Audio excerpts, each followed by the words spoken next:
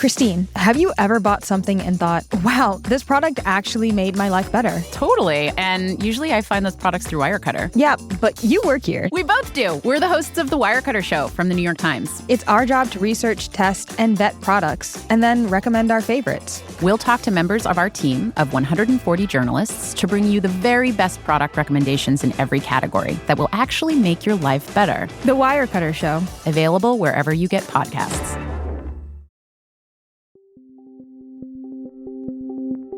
From New York Times Opinion, this is The Ezra Klein Show.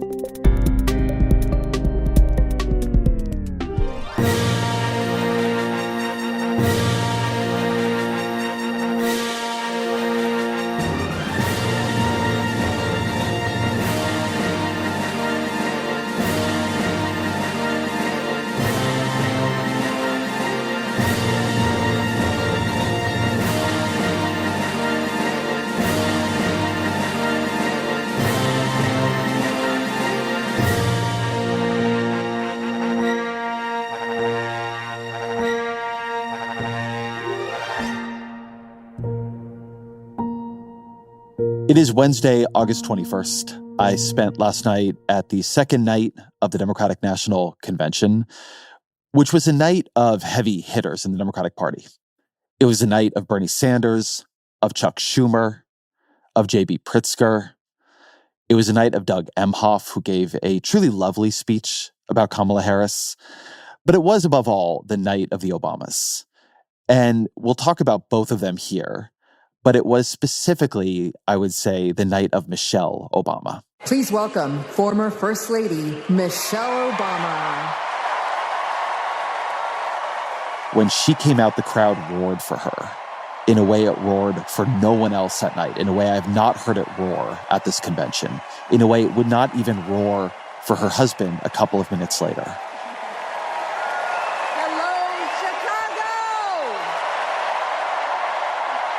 And the beginning of her speech was very different than the beginning of any other Democrat speech at this convention. Something wonderfully magical is in the air, isn't it? Yeah. You know, we're feeling it here in this arena, but it's spreading all across this country we love. A familiar feeling that's been buried too deep for far too long. You know what I'm talking about. It's the contagious power of hope. The anticipation, the energy, the exhilaration of once again being on the cusp of a brighter day. The chance to vanquish the demons of fear, division, and hate that have consumed us and continue pursuing the unfinished promise of this great nation, the dream that our parents and grandparents fought and died and sacrificed for. America, hope is making a comeback. So I want to say a few things about this. In this speech, which was one of the great pieces of political oratory I have heard, the best piece of oratory at the convention so far, probably the best there will be at the convention, Joe Biden didn't exist. You would think Donald Trump was president right now in Michelle Obama's speech. She did not do the thing other Democrats are doing of talking about Joe Biden's record, of talking about his sacrifice, but nor did she portray Biden, and nor would Biden be portrayed across this night as the inheritor of Obamaism. What she did, and what her husband would do a little bit later in the evening, is pass the torch of their movement, not to Joe Biden, but to Kamala Harris and Tim Walz. And Michelle Obama's speech was much more explicit about this, because functionally what she argued was that since Obama left, since they left the White House, we have been in the Trump era, in the emotional structure of the Trump era, and only now was there really the possibility to vanquish it. I'm joined here by my great producer, Elias Isquith, to talk about the second night of the Democratic National Convention. Elias, thank you for being here. It's great to be here. So I wanted to start with the moment on Joe Biden because, as you said, Michelle Obama didn't mention him in her speech, but Barack Obama did. And I thought the way he honored him, his choice of language, was pretty interesting. Joe and I come from different backgrounds, but we became brothers. And as we worked together for 8, sometimes pretty tough years, what I came to admire most about Joe wasn't just his smarts, his experience. It was his empathy and his decency and his hard-earned resilience, his unshakable belief that everyone in this country deserves a fair shot.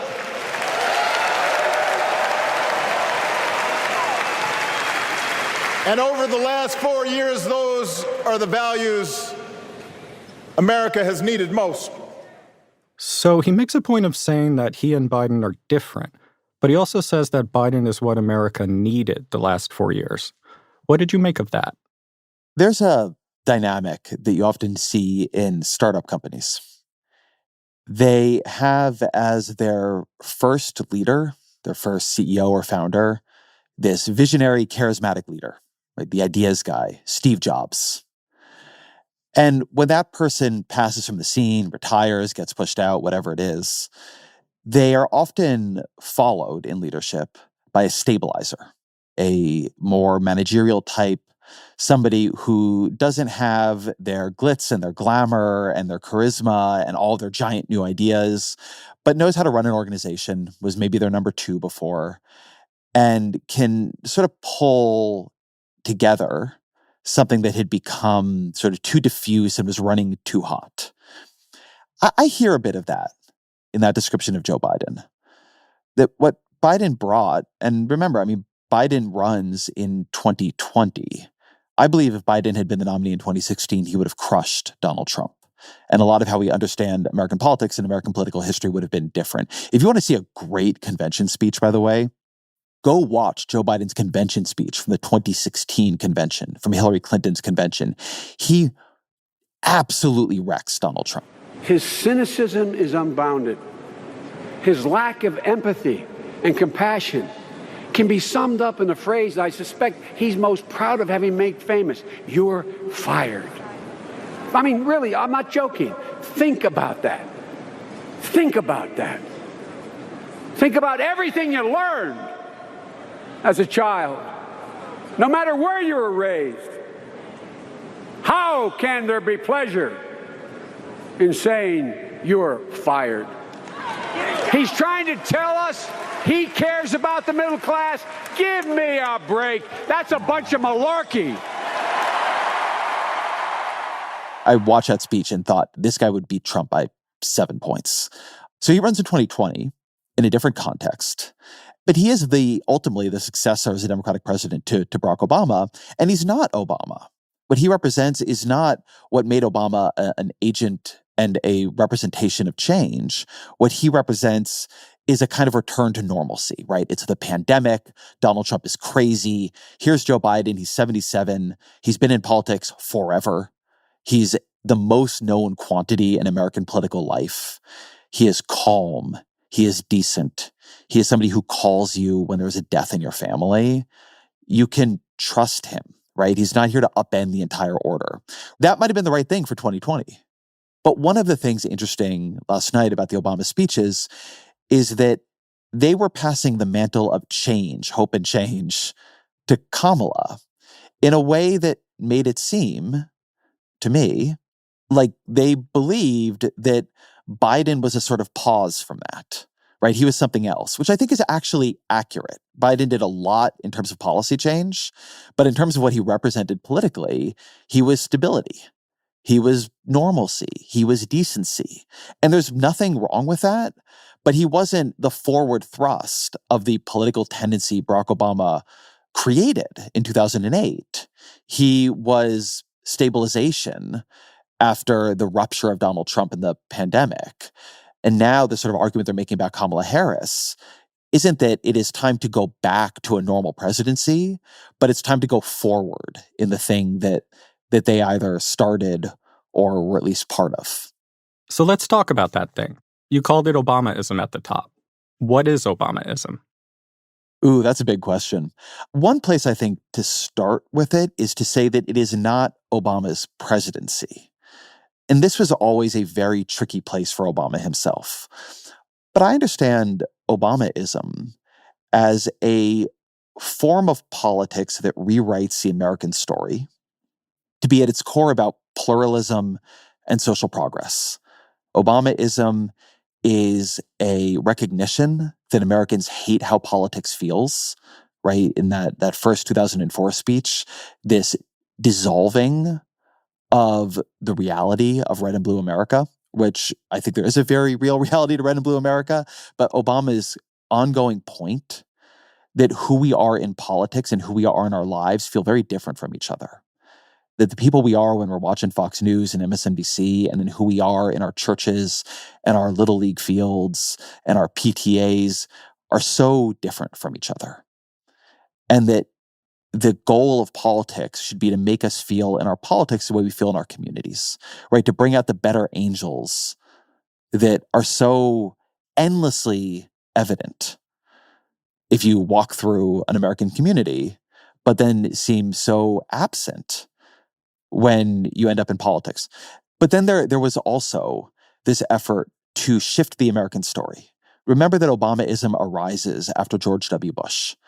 And in 2004, in one of the real low points in my lifetime for American liberalism, when George W. Bush wins re-election, there is this huge narrative that what has happened is Democrats have lost the heartland. They've become unpatriotic. John Kerry is framed as this French-speaking cosmopolitan who you can't really trust. And Obama comes in, and he's a black man with the middle name Hussein, who lives in Chicago and spent much of his upbringing abroad, right? It is everything that is easy to paint as un-American in the George W. Bush era. And what he does is he retells the American story and puts him and people like him at the center of it. The American story is a story of an expanding moral circle. It is a story of social justice movements.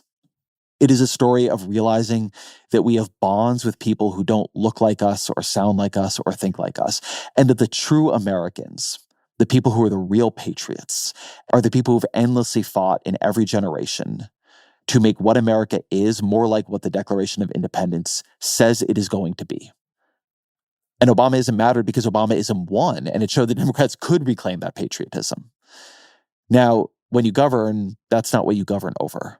But that's what his politics were about. They were about speaking to the anger and disappointment people had in how politics felt. And they were about reclaiming a fundamental narrative of America and patriotism for a rising, multi-ethnic, multicultural political tendency that did not have the numbers to win elections in 1988, but did by 2008 and does now. Obama actually directly spoke to that idea in a speech, that this is a tendency that can win. Our politics have become so polarized these days that all of us across the political spectrum seem so quick to assume the worst in others, unless they agree with us on every single issue. We start thinking that the only way to win is to scold and shame and out-yell the other side.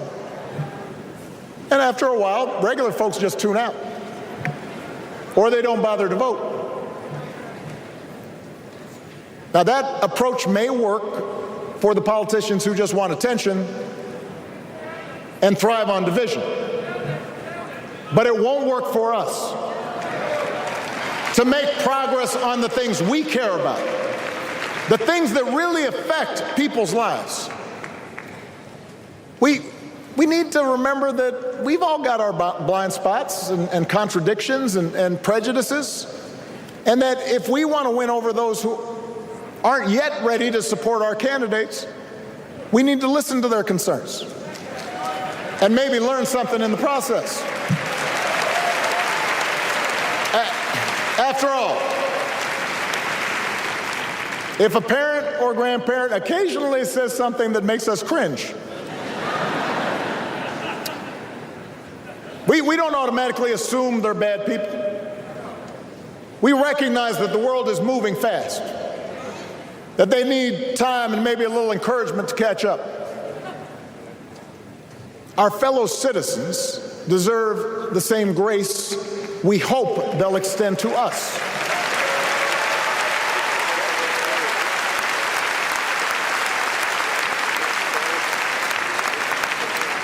That's how we can build a true democratic majority.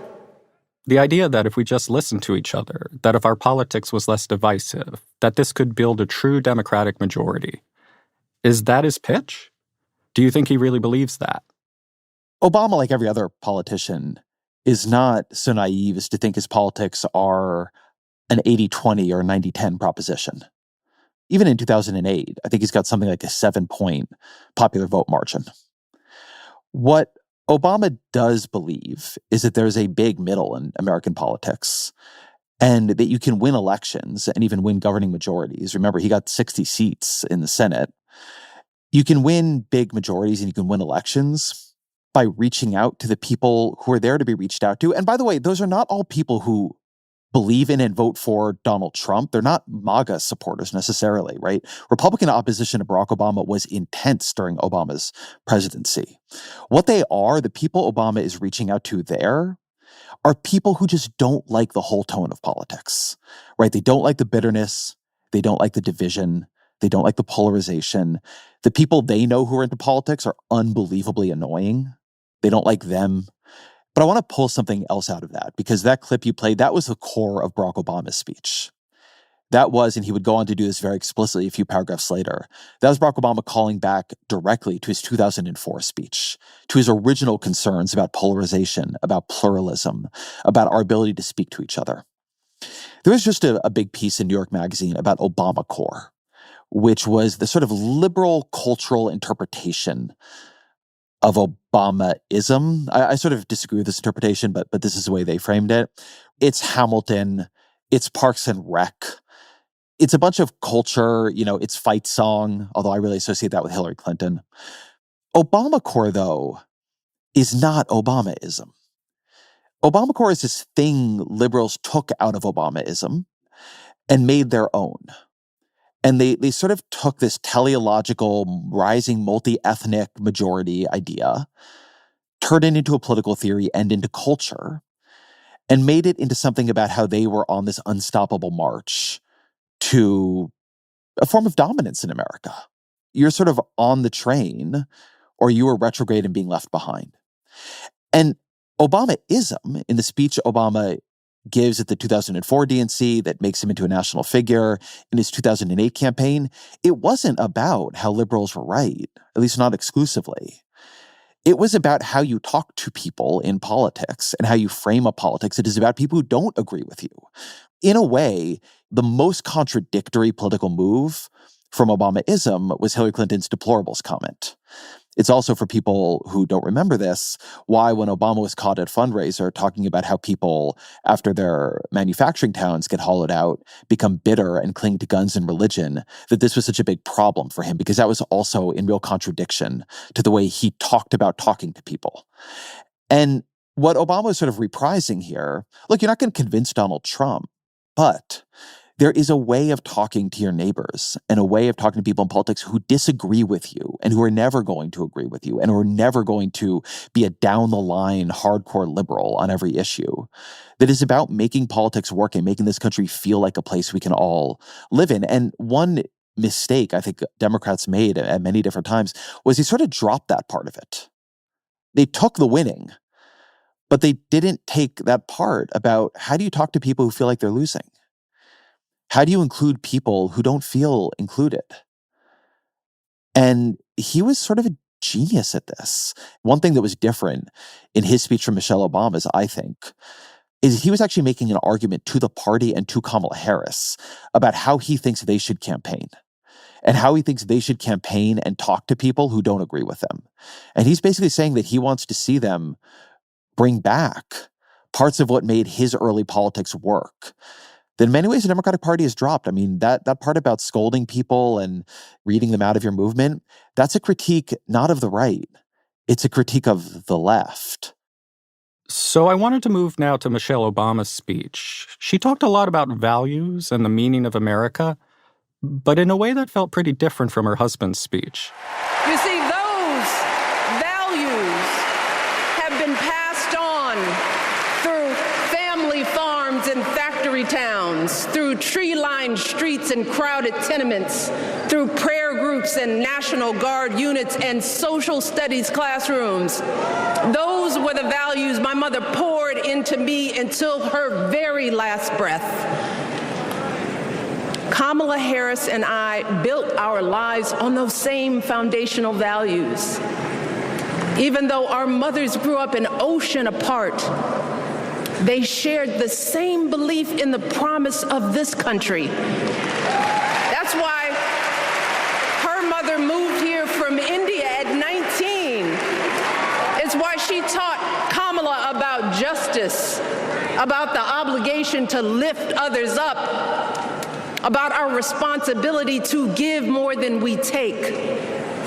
She'd often tell her daughter, "Don't sit around and complain about things, do something." So what do you hear there in terms of Michelle Obama's vision of Obamaism?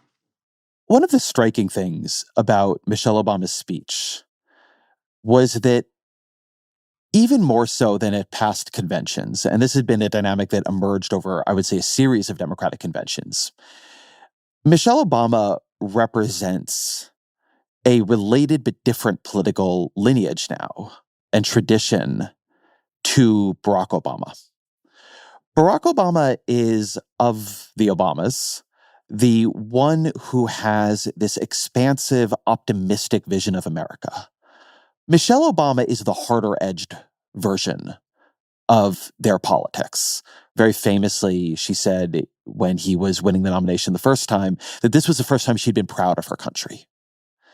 Michelle Obama is the part of this that does not believe America always does the right thing, that believes there is quite a lot of racism in America, quite a lot of class war in America, that sees America not as an arc of history bending towards justice, but as a fight that you might lose at any minute. And that was very much what the speech was about, the do something refrain.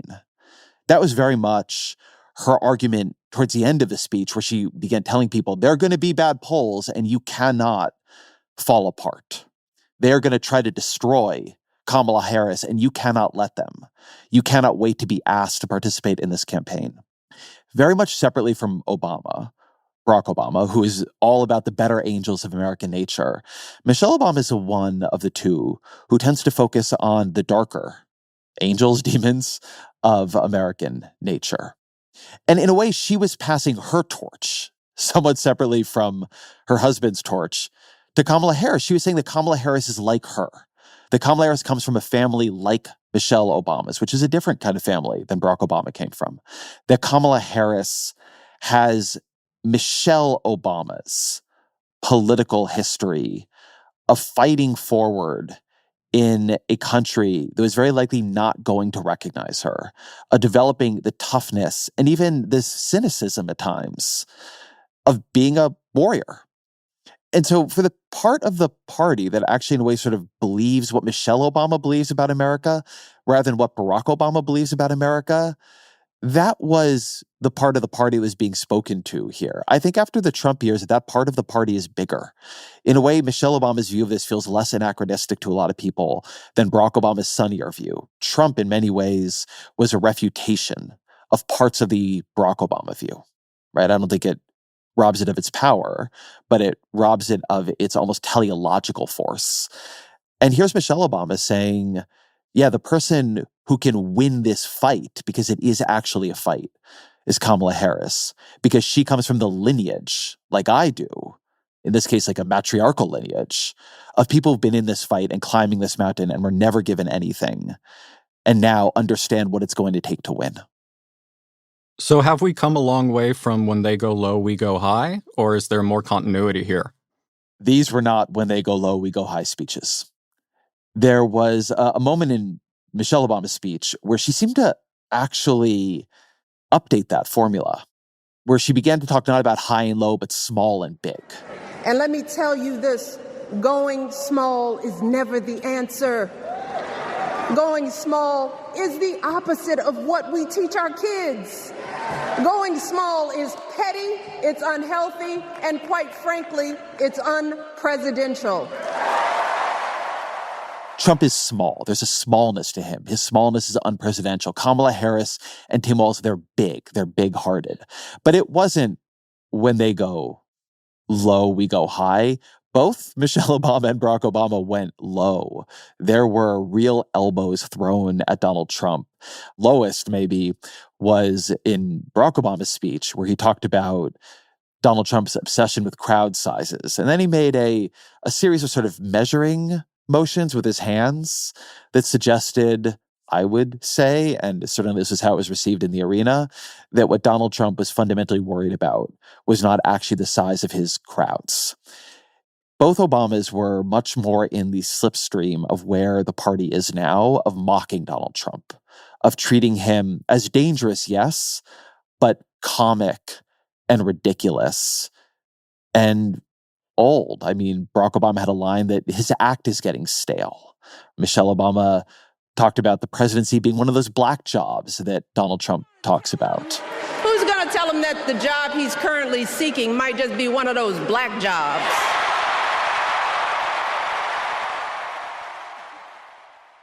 So you said a moment ago that Michelle Obama was passing the torch to Kamala Harris in this specific way. But what about Barack Obama? How does Harris fit into his vision of Obamaism? I think this is really interesting. And I mean, we're going to see, because she is still shaping who she is going to be on the national stage. But while part of Harris's own story is she's a very early supporter of Barack Obama, she endorses him as a California politician when many people don't. She goes to Iowa over New Year's in 2008 to, be out there campaigning for him in the snow. Harris's politics are quite different than his. And when she is out there on the campaign trail right now, she does not sound like Barack Obama in 2008 or 2004. The applause lines for Harris when she says, I am a prosecutor, I put bad people behind bars, and I know Donald Trump's type, that is not Obamaism. That's something else. What's interesting to me is that of the two of them, Tim Walz is the one that has a very Obama-like take. Tim Walz is the one who is actually playing with his own stereotypes in an interesting way. When Obama used to be like, look, my name's Barack Hussein Obama, and I'm skinny and I got funny ears, and all these things that might make you mistrust me.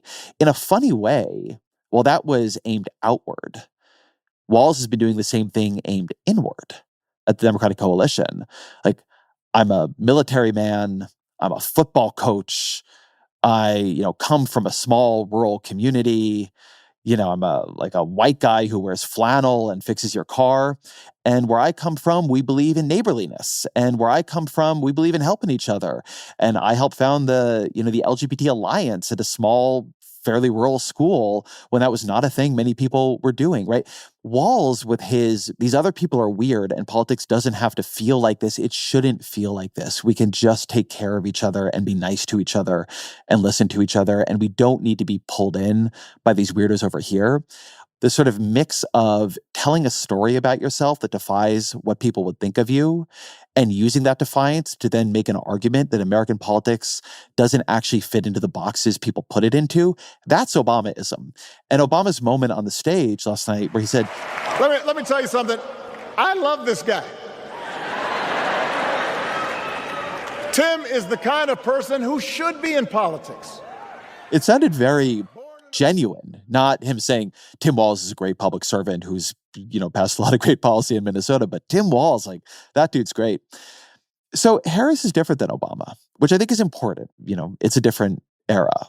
But there's a strain of Obamaism in her. There's a very potent strain of it in her running mate. And then again, I think Harris is in the lineage of Michelle Obama right now more than she is in Barack Obama. And I don't think it's an accident that Michelle Obama's speech, which just was extraordinary, was the one that connected so powerfully last night. It wasn't just because of how good the speech was, but it was because it felt very real to the moment, right? That feeling, the articulated feelings of fear and despair and anger and the need to actually have a fight that vanquishes Donald Trump and the forces he represents, whether or not you believe that is possible, that is authentic to the way Kamala Harris talks about politics and people feel about her. So it is funny, right? I think Barack Obama's natural relationship here is not the top of the ticket, but the bottom of it. And Michelle Obama, who in many ways has risen to represent a huge part of the Democratic coalition in a way that would not have been anticipated in maybe 2008, she's the one who did the direct passing of the torch to the top of the ticket. So in terms of Harris and the future of this movement, I'd be remiss if I didn't ask you about a very different part of Barack Obama's speech, because it hits on something that is near and dear to your heart. And in doing that, we can't just point to what we've already accomplished. We can't just rely on the ideas of the past. We need to chart a new way forward to meet the challenges of today. And Kamala understands this. She knows, for example, that if we want to make it easier for more young people to buy a home, we need to build more units and clear away some of the outdated laws and regulations that made it harder to build homes for working people in this country. That is a priority, and she's put out a bold new plan to do just that. I love it. Welcome to the abundance agenda, Barack Obama. So I noted this in yesterday's DNC dispatch, which is that it was very striking to me that when you looked at the Kamala Harris fact sheet for her economic policy announcements, increasing housing supply came first. How she was going to do that wasn't, I think, 100% clear. How much power the federal government has to do that is not always 100% clear. But that was what came first. The problem is housing. The problem in housing is supply. She also has subsidy ideas, but that was not what she front-loaded. And here, it was so notable to me that the first policy argument Obama makes is about increasing housing supply. The Democratic Party is becoming more YIMBY. I mean, there's no other way of putting that. And by the way, it's not like Democrats are the only ones to have made housing a major part of their convention. If you go back to J.D. Vance's speech, he also talks about housing. But what he ends up saying is the answer for housing is getting rid of immigrants. And if you look at Project 2025, they're really making arguments about why you want to maintain control of housing stock at the local level. Donald Trump himself has been a very big backer and defender of single-family zoning. And meanwhile, the Democratic Party, which if you look at the places it governs, has been terrible on housing, is intellectually moving into the other position, where it is saying the problem in housing is supply. There was something that went out on the Joe Biden White House Twitter feed that said the problem in housing is that we need to build, build, build. It takes time for policy to catch up to intellectual consensus and rhetorical currents. And so I think it will take time for this to express itself.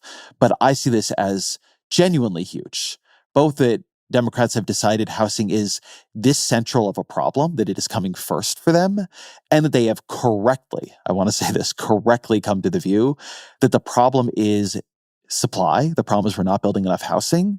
And that is something that in part Democrats are responsible for with too much red tape and too much outdated process and too much regulation. And this is a place where the government doesn't just need to help. It needs to, in many cases, get out of the way. You could see it in Harris's policies, and you heard it from Barack Obama in this passing of the torch to the future, right? This is what a new idea is. And in fact, it actually is a new idea for the Democratic Party. This is not where the Democratic Party was even in the Obama era, at least not at this level of centrality. So from a policy perspective, I was thrilled. As a last question, I wanted to ask you about a moment of Barack Obama's speech that really struck me. It's when he's describing a kind of spiritual emptiness that he sees afflicting people. We live in a time of such confusion and rancor, with a culture that puts a premium on things that don't last. Money, fame, status, likes. We chase the approval of strangers on our phones. We build all manner of walls and fences around ourselves, and then we wonder why we feel so alone. We don't trust each other as much because we don't take the time to know each other. And in that space between us, politicians and algorithms teach us to caricature each other. It's an argument that I've heard more often from figures like J.D. Vance and the post-liberals. Why do you think he wanted to go there? I think the post-liberals, as they now get called, have talked themselves into believing that they were the first people to worry about spiritual emptiness in America, and they just weren't. Look, I'm a pretty unabashed defender of Obama and Obamaism. And I think that a lot of the narrative that has taken hold about what his politics were, what he did, what his political movement represented, just wrong. This idea that what was happening in the Obama era and in the Obama elections was this unrelenting technocracy, it's just not accurate. It is hard to solve the problems and even correctly talk about the problems of modernity. It always has been. The Obamas didn't invent this either. We have been worrying about this, talking about this for decades now. Loneliness, atomization, the breakdown of the American family, the decline of organized religion, the decline of communities. You know, going back to sort of like Robert Putnam's Bowling Alone, like modernity is not well oriented towards community. People move around all across the country. Not all people, but many people live further from families, or families are smaller. They are not as connected to civic institutions, to religious institutions. We stare at our phones. Social media is a simulacrum of human connection. It is one of the only things you can do in which you are in constant communication with others and end up feeling so much lonelier and so much less understood. And what I see happening in a lot of corners right now is a belief that this is all somehow newly discovered. And not just newly discovered, but that it has these simple answers, right? That, oh, the problem is just manufacturing jobs that went to China. And if you just change trade policy, maybe you reverse these problems. And you don't, and you can't, and it's a multi-headed hydra.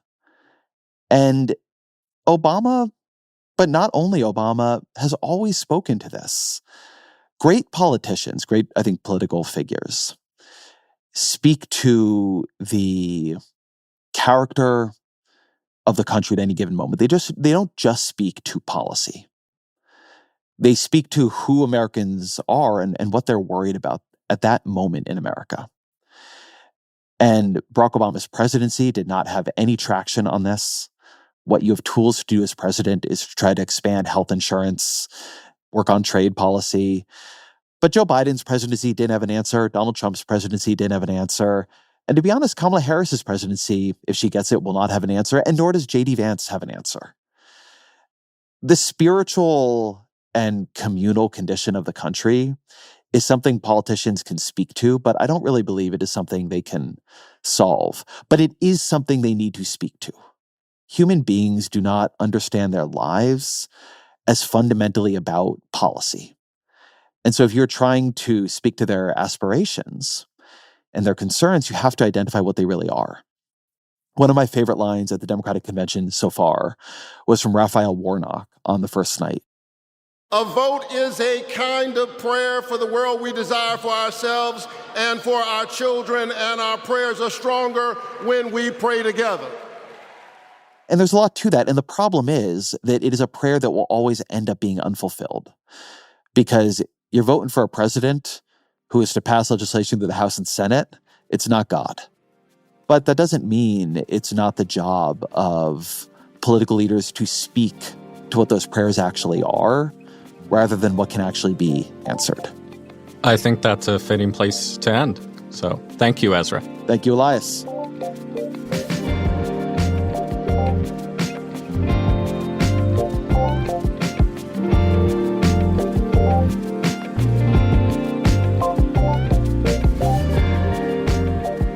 This episode of The Ezra Klein Show is produced and hosted by Elias Isquith. Fact-checking by Michelle Harris with Mary Marge Locker and Kate Sinclair. Our senior engineer is Jeff Geld. Our senior editor is Claire Gordon. The show's production team also includes Andy Galvin, Roland Hu, and Kristen Lin. Original music by Amin Sahota and Isaac Jones. Audience strategy by Christina Samuelewski and Shannon Busta. The executive producer of New York Times Opinion Audio is Annie Rose Strasser.